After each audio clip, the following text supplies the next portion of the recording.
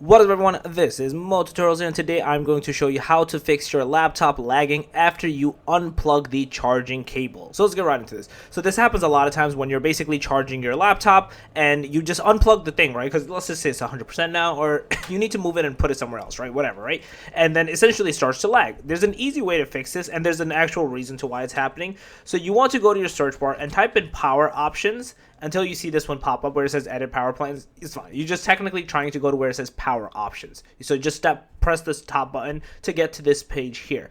Now in here, there's going to be a plan that's going to be hidden, and you want to unhide that, and it's called high performance. This is the one you want to be on, not the one on balanced recommended. This is the main one that you basically need to be on, because this is going to essentially, even as soon as you take it off, it's going to stay basically at the highest performance level. Usually for laptops, when you're plugged in, it's automatically on the best performance technically because it's being charged. It doesn't need to conserve energy, which is again the first two, which is either balanced or power saver, because it's automatically doing it. That's the whole thing that's essentially happening. So once you have this on this, you should be good to go. You should not lag, and yeah, that's basically it.